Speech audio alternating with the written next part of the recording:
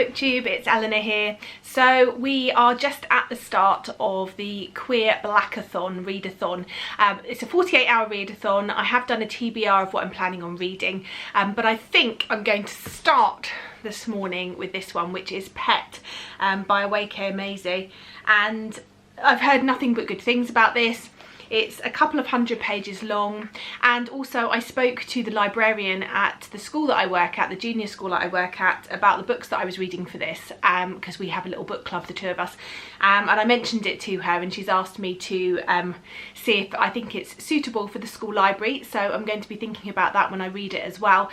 Mainly just sort of thinking about the age group of who this is aimed for and the content, so I'm going to be having a look at that while I read it. So I'm going to start with this one. My aim for the readathon over the next 2 days is to try and read for 12 hours. So I am going to set a timer on my phone for 12 hours. Now I have somebody else here who is joining in. I'll turn you around and show you. Hold on. So Matilda, what is it you're going to read for the readathon? Young gifted black people, and I'm going to meet 52 heroes from past and present. Can you hold up the book so everyone can see it? And maybe show us a page inside?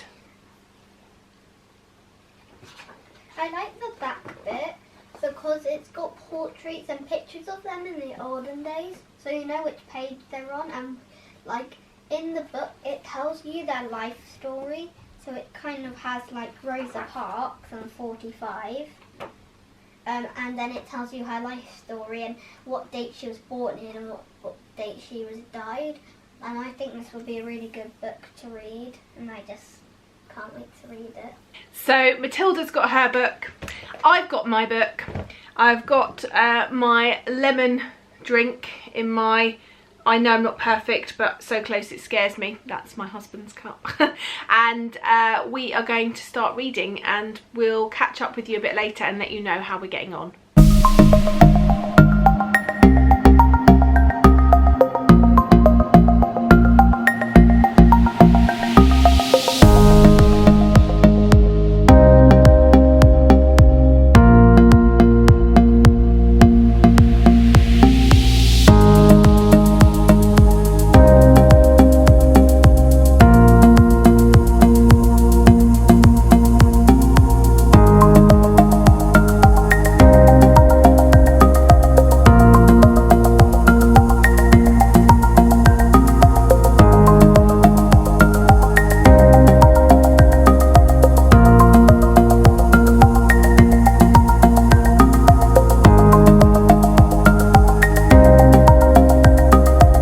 Okay, so I've been reading for about 40 minutes now, and I'm just starting chapter 3 of this, but I thought I'd come in and just talk to you a bit about my initial thoughts.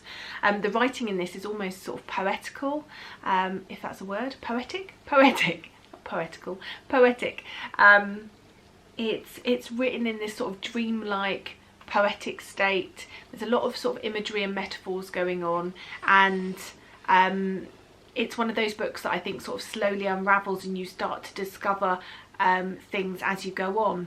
It's quite clear from the beginning that we're set in a future world, or a world where the things and the atrocities that have been done to black people have been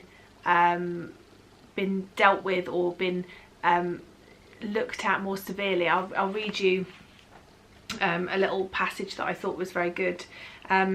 It was the angels who took apart the prisons and police, who held councils prosecuting the former officers who'd shot children and murdered people, sentencing them to restitution and rehabilitation. Many people thought it wasn't enough, but the angels were only human, and it's hard to build a new world without making people angry. You try your best, you move with compassion, you think about the big structures. No revolution is perfect. In the meantime, the angels banned firearms, not just because of the school shootings, but also because of the kids who shot themselves and their families at home, the civilians who thought they could shoot people who didn't look like them just because they got mad or scared or whatever, and nothing would happen to them because the old law liked them better than the dead. And I just think that is so timely and relevant, and really interesting and just beautifully written. So we're following Jam, and I thought from reading the back and things that I'd heard about this that maybe this was aimed at a younger audience, but there is some swearing in here so far, and also Jam, from what I can gather, is 16 in the book, so I think this is more of a YA level story. I certainly don't think it would be one necessarily that I don't know. I just think some of the way that things are put and the age of our protagonist may put it off going into our school library. I'd have to reserve judgment till I've read the whole thing, and also sort of, you know, it's okay to have a bit of swearing in occasionally, but I'm not sure whether it's aimed maybe at a slightly younger, a slightly older audience. Our main character Jam is transgender, and I love how that was handled, and I loved the acceptance and love of her family, and I just thought that was really brilliant. So Jam's asking her mother in this what the monsters look like, and her mother replies that monsters don't look like anything, Dudu. That's the whole point. I had to look up some of the words because there is some, I think it's meant to be, well, not meant to be, but I think it's Trinidadian, sort of French Creole speak. So I've heard that Dudu is another word for sort of sweetness or sweetie, so like a term of endearment. And I love the fact that she's saying monsters can look like anybody. There isn't one look of a monster. It isn't some ugly being or some particular look of a person. Anybody could be a monster. You can't tell from the outside, and I think that's a really powerful message as well, that anybody could be a monster. It's more about your actions and what's on the inside that counts the most. So far I'm really enjoying this. It's a really beautifully written book, and it's starting to come together a bit more, and it's very magical and mystical, and yeah, it's on.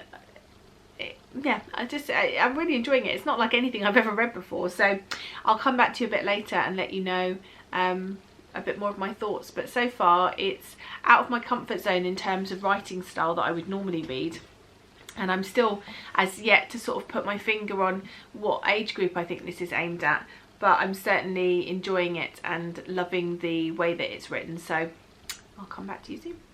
So I've been reading for quite a while now, and I'm nearing the halfway page in this book, and I just feel like this author has tapped into whether when this was written, when was it written?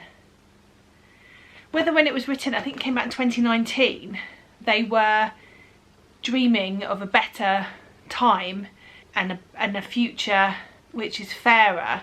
I don't know, because the foresight and foreshadowing in this book is just, well, hopeful anyway. It says the revolution had been slow and ponderous, but it had weight, and that weight built up a momentum, and when that momentum finally broke forth, it was with a great and accumulated force. This force washed out the monsters who worked in public spaces, allegedly for the public, but it carried farther into the homes and schools. It touched everything it made change. People started to believe the victims, and once this was apparent, that it was safe to report monsters now, more and more people did so. The monsters always tried to apologise when they were caught using some slippery words that had worked for them before. They thought it would be enough, that some time would pass and they would be welcomed back as if nothing had happened. They were wrong. There was no twisting away from the repercussions that the angels brought, justice rising like a sun over the hill in a loud morning. I mean, the writing is just beautiful and so powerful. I just think this is really brilliant. I'm really enjoying it. I've taken a pause for a minute, so I'll stop my reading timer. Stop. And I wanted to show you something just came in the post, so I thought I'd open this on the video. It is my book box club for the month. So let's see what's inside. I haven't had a proper look yet. This says courageous and kind. I won't look on the back because it will spoil me. There is what looks like, oh, a tiny little plant pot, maybe for like a little cactus, or to put a little plant in. I need to find a little plant to put in that. There's the book, which we'll open in a minute. There is some rainbow sweeties. Oh, they'll go down well in this house, I can tell you. And there is Miraculous Bloom, Everyone Gets a Miracle. I'll check what that is once I've opened the other things, because I don't want to spoil myself, but maybe something plant-wise, which will be good because we're stuck at home. And then there is some postcards and some other bits, and also, oh, a really lovely Have Courage and Be Kind sign, which I think I'll hang up somewhere. So let's open, oh, and a sticker that says Courage, Brave Heart, Courage, Dear Heart, which is good. So let's open the book and see. It feels like it might be a hardback, which is lovely. There's always a mixture in these boxes. It depends what book they've chosen, whether it's a hardback or paperback. Okay, I've not heard of this. It's called The Short Knife by Ellen Caldecott. Let's have a look inside and see what it's about.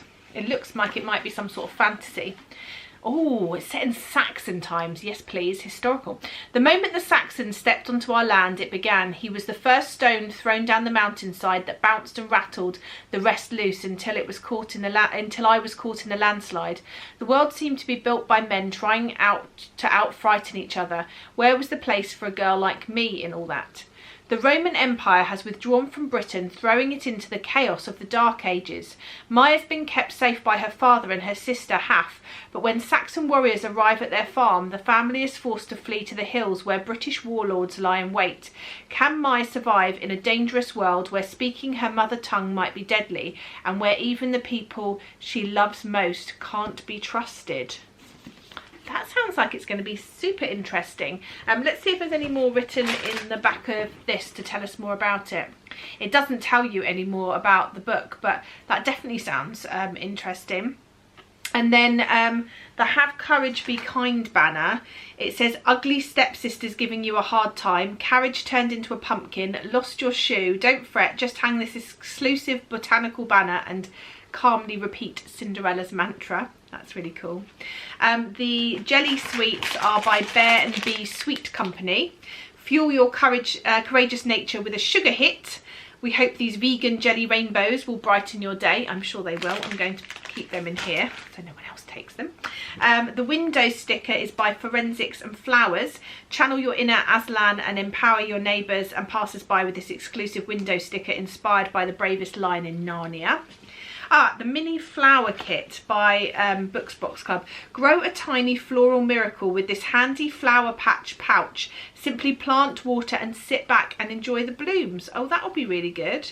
Oh, and then obviously this is what you need to plant it in. So you can use this sort of green fingered egg cup to plant your plant in, and then it can be used as an egg cup afterwards, which is really good. I'm really loving this selection of things. I'm really excited to try that book out. So that was my Book Box Club. I'll let you know at another stage how I get on with that.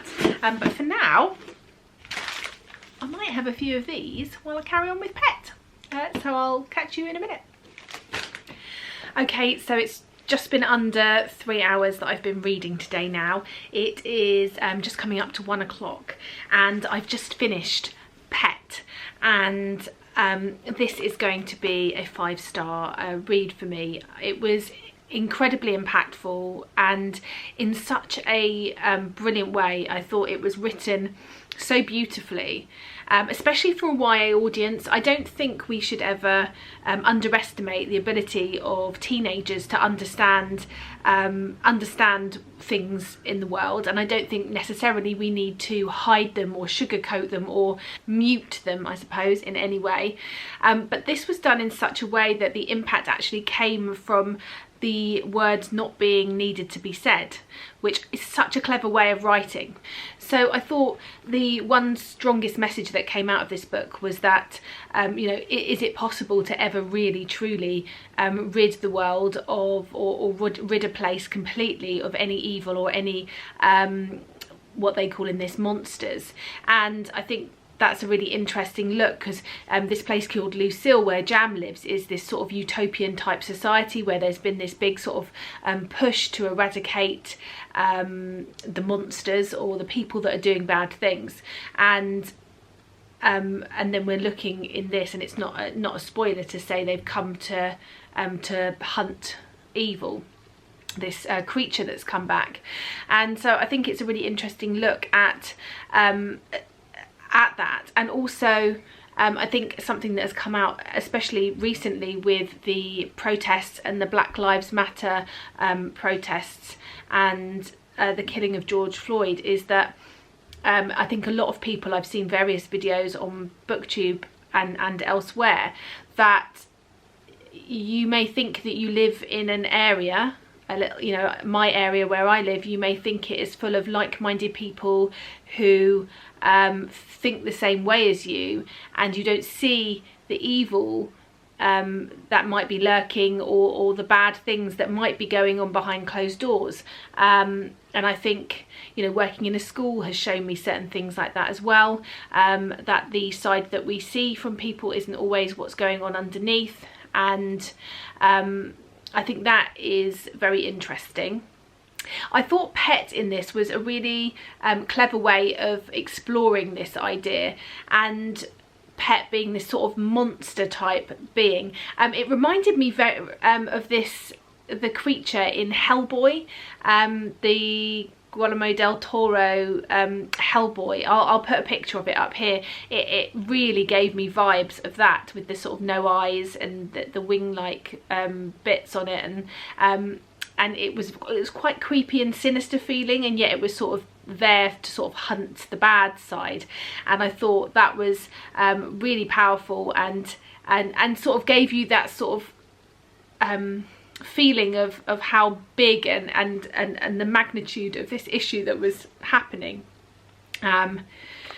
Some positives other than that, because that was a positive, but some other positives. I loved all the different diversity in this book. We've got a black trans main character, we've got a character with a disability, we've got a polyamorous family, we've got so much diversity in here, and it was really a joy to read. It was good to see, and it was incredibly moving, so I definitely recommend this one. I'm definitely not going to recommend it, however, to my school library, because my school goes up to 11-year-olds. They may just be at the cusp, but they've only just turned 11. I think this is more for a secondary school environment, which is 11 to 18-year-olds. I think some of this might be okay, but I think it just might be slightly out of the age range for my school. But I loved it. I shall be definitely looking forward to reading this with Matilda when she's older. I will be keeping this one to read with Matilda when she is older. But it's definitely one that I think needs to get into the hands of more people. So if you have managed to watch the vlog this far, then the first person to comment down below the name of the main character in this, I have said it in the video, so it'll be just the first person to comment the name of the main character in this I will send a copy of this to you. So I will contact you and I will send you a copy as long as Book Depository ships to your area, and then you will get to read this too. Okay, I will come back to you. I've read for nearly 3 hours, as I say. I think I'm going to go and do a bit of my puzzle now with Matilda, and I'm going to listen to Dean Atter's The Black Flamingo while I do that. It's about, I think it's going to take me about an hour and a half, 2 hours to listen to the audiobook, so about the right amount of time that I'll probably sit and do the puzzle for, so I'll come back and tell you about that. And then I've got 2 more books to read as well.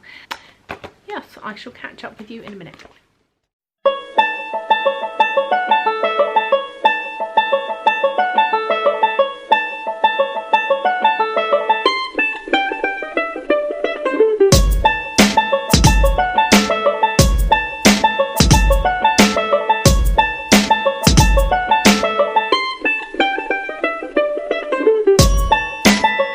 Hi guys, so I've now been reading for over 4 hours. My eyes are a little bit sore, so I'm pleased that the last one was on audiobook, although I was focusing on my puzzle. We got a little bit done. Matilda's been listening to a different audiobook to me. So I finished The Black Flamingo by Dean Atta, and I was torn between a 3 and a 4 star for this one. The 3 star would be because I'm not great with books in verse. I don't know why. Yeah, there doesn't seem to be enough time in the story or enough words to sort of to give me what I'm looking for. But in terms of why I've ended up giving it 4 stars is because I just think it's a really important book, and it was really enjoyable. It was really enjoyable to sit and listen to Dean Atta talk about his life from sort of childhood up to sort of end of university. He talks about being openly gay. He talks about being black and gay. He talks about being then going to university and realising that he wants to try drag, and I think he says in the book that he prefers the term queer, so he is a queer black man, and he talks about everything that comes with that, sort of losing his virginity for the first time, the way the various different people in his life responded to him coming out as gay, and I think he's also part Greek maybe, and that side of it. And there's obviously there was a moment in the book where you realise that there's someone in that part of the family that's not going to accept it, and it's only sort of like a throwaway line or like a small section, but the impact was there, which I thought was really good. I think he read the audiobook himself. I thought it was really well read. You could hear the rhythm of what he was saying, and I liked the story itself, but it did feel like such a big quick snapshot, and I would have liked there to have been a bit more in some way. I don't know how. Yeah, I don't know. But it was good nonetheless. I'm pleased I read it, and so I gave it 4 stars. So now I'm going to move on to How We Fight for Our Lives by Syed Jones. This is a memoir.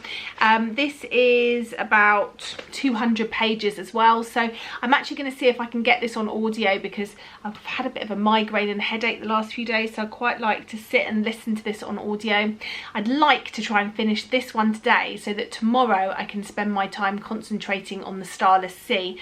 I'm going to have slightly less time for reading tomorrow because I've got a few things that are going on at home. Like I've got a FaceTime call with Tracy from Flamingo Reads. We do our FaceTime call each week. We are reading a book together for the Book Buddy-a-thon this month, so we've got to read our chapters of Sari. We also play a game together, although that's going to be on Sunday. So yeah, and then just sort of family time and things. We're going to try and go for a walk because I'm now allowed out the house to go for a walk, so we're going to go and do a bit of a longer walk hopefully. So I'm going to try and read this one today. If I can get it on audio, great. If not, I shall start and read it in physical copy. And then I have got The Starless Sea on audio, so maybe I will pick up that one if my head gets worse. But so far, a really good day. I'm really enjoying myself. It's been really nice. Matilda's got really stuck into reading and has really enjoyed taking part. She's read for over 3 hours. She's got a separate little stopwatch, but she's smashed her target of 3 hours, so I'm super proud of her. It's been really nice to see her enjoying picking up books and reading some books about some famous black people, people who've sort of done important work, and it's just really nice. So I'll come back to you in a bit when I have a bit of an update of what I end up reading and what time I end up with for the end of the day. It'd be good to sort of do 6 or 7 hours today and then slightly less tomorrow, but we'll see. And 12 hours is just sort of a tentative target. In the evening I will be spending time with my husband, so I won't be reading in the evening after about 8:30, but up till about 8:30 I've got plenty of time to be reading, as long as Matilda's happy listening to audio and playing. So yes, I've waffled. Now I'm going to go and do the actual reading. Bye!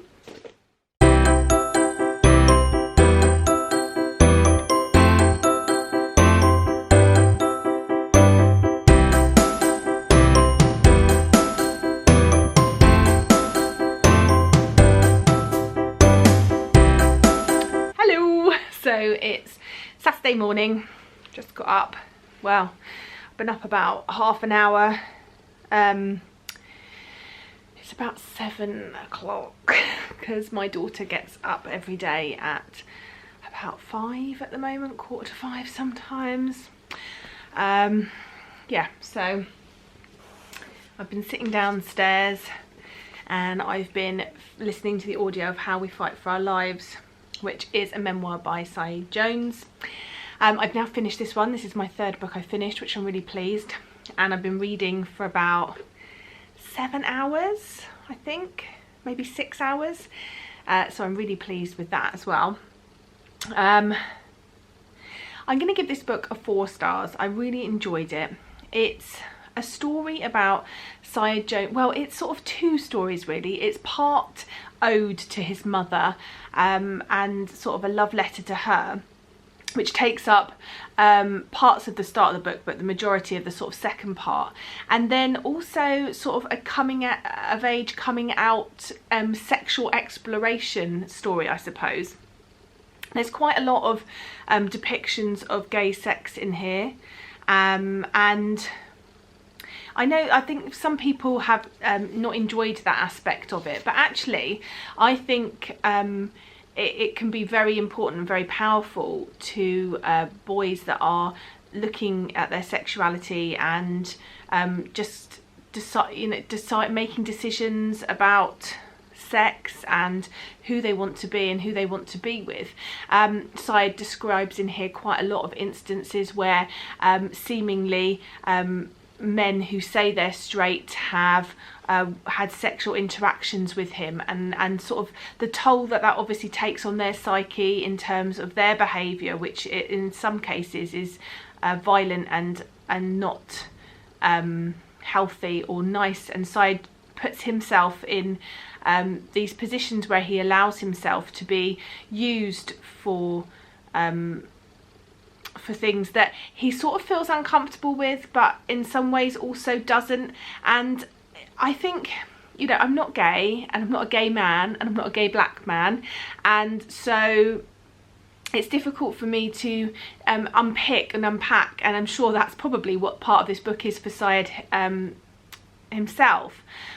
You know, his feelings and thoughts on sex.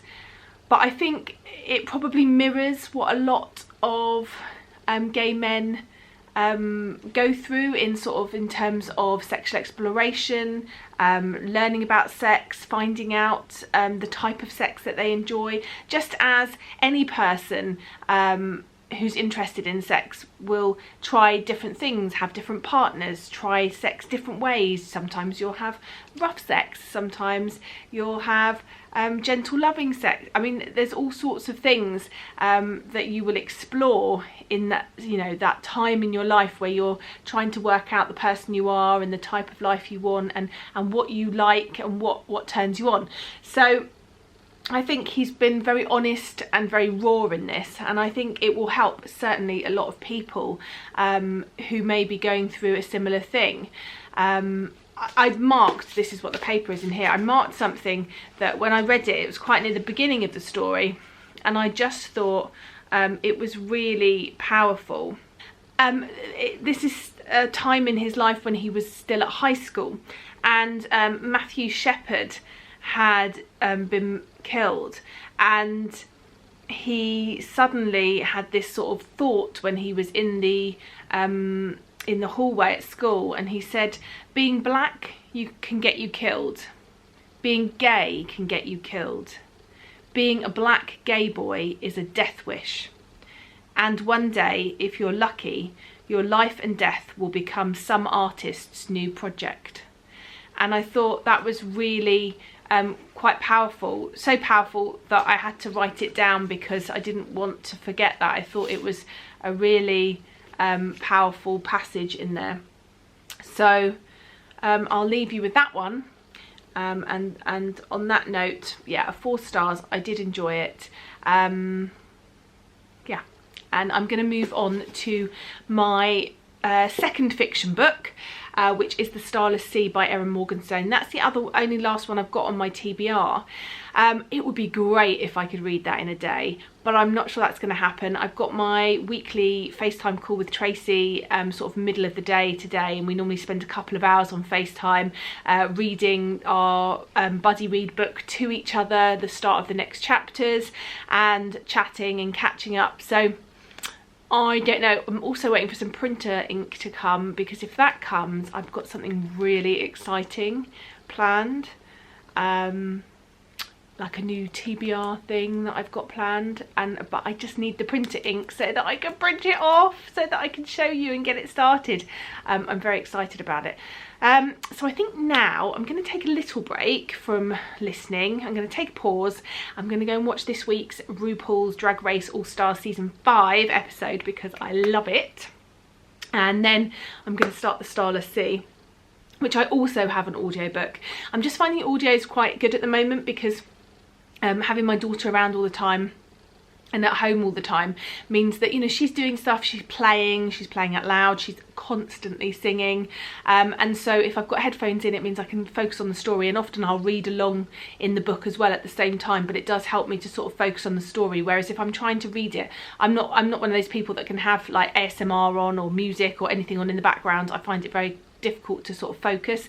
So I think I'm going to start that on audiobook, but I'm going to watch RuPaul first, so I will check in a little bit later. Hi, so it's now Sunday, and I thought I'd come in and do my final check-in and sort of roundup of my experience of the Queer Blackathon.